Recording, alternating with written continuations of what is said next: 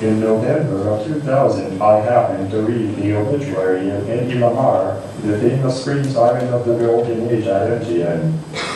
I remember seeing her in tortilla class when I was very young, and a little later in the Mills Samson and Delilah. She was in fact a remarkable woman, having created a sensation in 1933 with the nude swimming scene and, for its period, a very convincing episode of Love Making with her co-star. She made the Czech movie Exstasy a famous episode in the history of cinematic candor. In that same year, however, she married Friedrich Mandel, the Viennese arms manufacturer who became friends with Hitler, Goebbels, and Goering during the rise of the Nazi regime. Eventually, he was a major producer on the scale of Pearl and Herzenberger of armaments during the war. Mandel was extremely jealous and quite horrified at the famous movie and love-making in Exstasy. He bought all the copies of the film he could lay hands on and more or less imprisoned Lamar in his castle. Before she escaped in 1937, disguised as one of her maids, she had sat through many technical discussions between Mandel, Nazi officials, and other industrialists.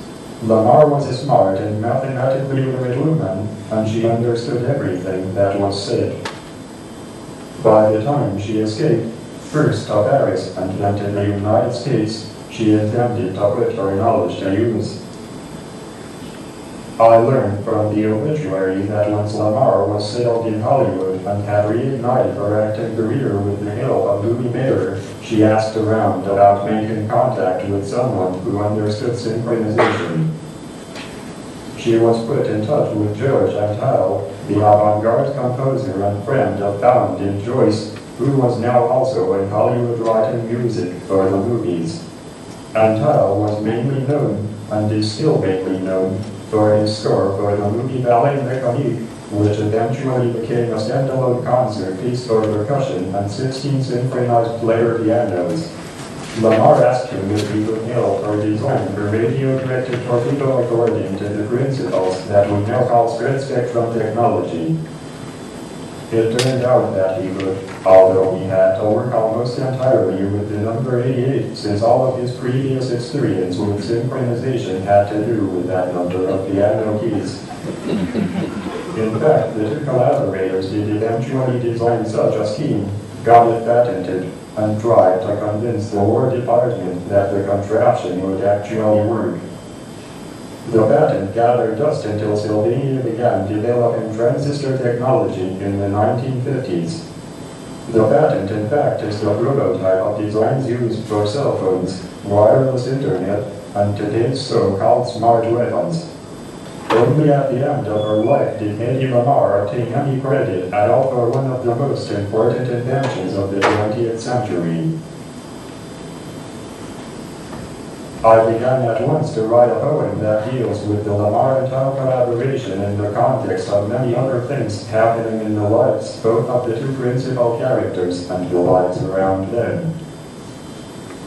Of great importance in following the text is the association of scenes from a number of films from the period, especially Ballet Mecanique itself, which is almost entirely abstract or cubist, and Lehrman, about an inhuman singer whose goal in calculating what leads to her being shouted out by a large audience in the famous Théâtre des Champs-Élysées in Paris. The connection with Antheil in the second film has to do with the performance of several piano pieces at the Théâtre des Champs-Élysées that did indeed start a riot that was filmed and in fact anticipated by the director of L'Inhumaine, Marcel L'Hervier. The actress Joyelle LeBlanc was superimposed on Antheil in the film so that it looks like the audience is directing their ire at her character, Claire Lescaut, rather than at Antheil. But the riot itself appears to be entirely authentic because it was. In fact, we see people like Pound, Joyce, Home, and others who attended the Antheil concert shouting down their riders on behalf of the person who appears to be Claire Lescaut in the film, but who was actually George Antheil. There are many other historical characters and references in the poem. Some years after having published it on the internet, in the magazine, and in my book called Working, Progress Working title, I had thought that it might make an interesting theater piece if we could add a lot of documentary material in sound and image. Prince Jara has taken on this task with great enthusiasm and skill. Eddie Lamar does not speak in the poem, but she is much spoken about. The main voices are Claire Lescaut, who steps out of Lan Huming as the kind of mechanical figure she was portrayed to be in the film, but who in the course of the text morphs into a fully mature contemporary robot inhabiting a robotics lab at MIT. Her voice is read by Joyelle McSweeney. General background and commentary is filled in several times by the voice of an over-enthusiastic 1940s radio journalist type.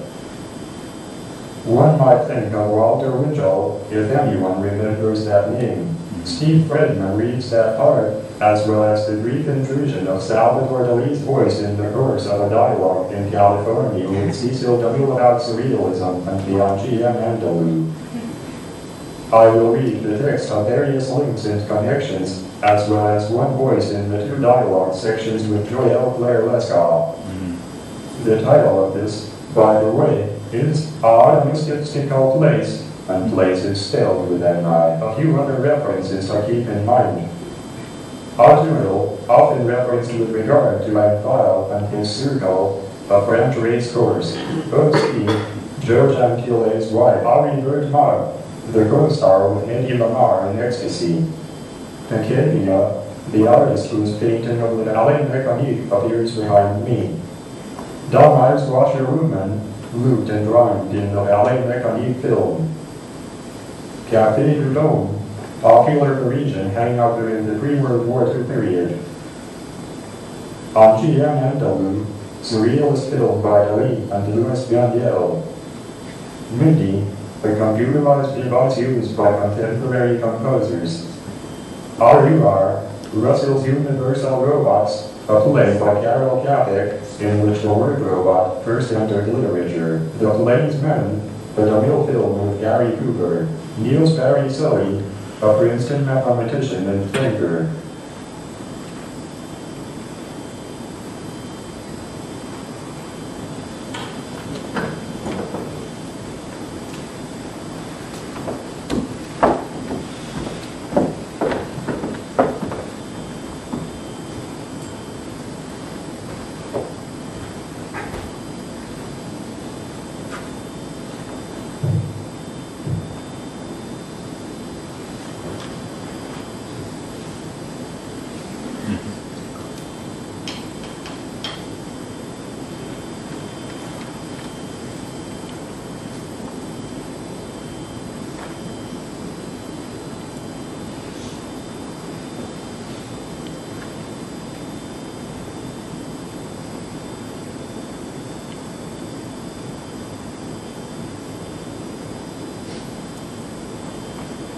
In the beginning, without any mother, the girl was born a machine. In the year of erotic parades, the novia poured out the oil, the gears were engaged, the etudes composed, and the light bulb was Americaine. Voila, Picabia, sweetheart of first occupation. Voila, Ballet Mecanique. Will not eat our bread by the sweat of our brows in the end. Je viens pour toujours, it is error and grief you'll be known by, the strength of our steel, the number of rivets, and not by the river where fishermen cast, or the last of your towers to build on the strength of our dowry. Antheil, Olga, Bashki, Hetty, and Ez, she says. Or, probably better, Olga and Ez, Antheil and Bashki, Hetty, Kiesler, Mandel, Lamar. That's Mandel Fritz, the armaments man, the war profiteer. Hetty Kiesler, the naked broad in the film. It won't be a dance. It won't be Ballet Mecanique. Exstasy, rather, a run through the woods and a swim. The actress saying, Sex in this movie is real. Mondel's lieutenants will buy up and burn any print they can find so Hetty and Fritz can entertain Hitler and Moose. Arrière mode is displaced. The telescope on the lens enlarges another face from about a decade before. They enter a judgment, Théâtre des Champs-Élysées. Everyone's there. The soloist doesn't know that he is a she. He doesn't know he's set up. Doesn't yet know they've scripted him in a riot. Those lights are too many, too bright. Mere human being, he sits there robotic. She looks like a presence out of Bohemia via Berlin's R.U.R. He begins with Sonata Sauvage. The camera is panning the audience, picks out the famous, Picasso and Joyce, Duchamp, Milo, and Satie. We see them there with LeBlanc's Lescaut, the film, but we don't hear a sound. Mr. Pound leaping right out of his seat and shaking a fist as people begin to walk out on Antheil himself at his airplane sonata by now, and sweating away, but we don't hear a thing as we gaze at the girl without any mother, born a machine, who could nonetheless sing. Success to scandale, a clickety-clack of the dactylic anapests, jerking the film through the circle of light, the soloist booed from the stage, the piano rolls looping their loops in 12 pianolas, electronic bells, and a xylophone, siren, another Picabia made from the parts of a Model T Ford. Good Lord, she says, mon Dieu, that must have been 1923, the year I went to the races with him at Antheil, the year a working young Antheil was going to play Cyclops for Jim. A working title indeed, she says, a walking tittle or tattle, I'd say, to your Automystifstical Plaice. You're fishing again in some pre-Riemannian river and don't understand that the riveters have it all over the redders who can't even master the minor recursions while minding those algorithmical gaps. No one could actually play that piano roll A wrote into the score. The digitals moving at speeds and at intervals. Nobody's 10 carboniferous digits could match. So down at the hurdle went Manzou tossing his jock, and Eros the 12th and Lizer dashed at long odds for the finish. Setting out into the sea near Le Havre, you couldn't knit any sonnets, much less seigneurs out of Proust. You understand, she insists, there are no parallel lines in rivers that wind, and nothing but nothing, my love, appears to go here from inside the system. Trust me, I'm a truffler. I know my way around. And Pound, once again, that very same year in his treatise, claiming for A's diachronic harmonics that sound, whatever the pitch, combinations, etc., harmonize across time.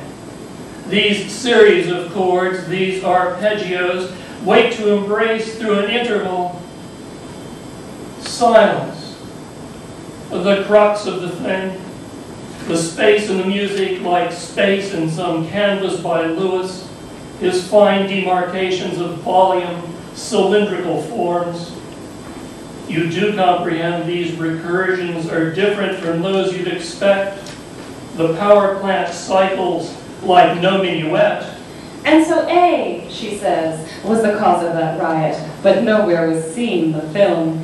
It's me, it is I on the screen. They call me the austere Mademoiselle Claire Lescaut. I'm some kind of cubist cold fish. The girl without any mother, born a machine who can nonetheless sing, and I stare down those rioting plebes at the Champs-Élysées alive in the interval. A, obsconditis, diminished, however you like.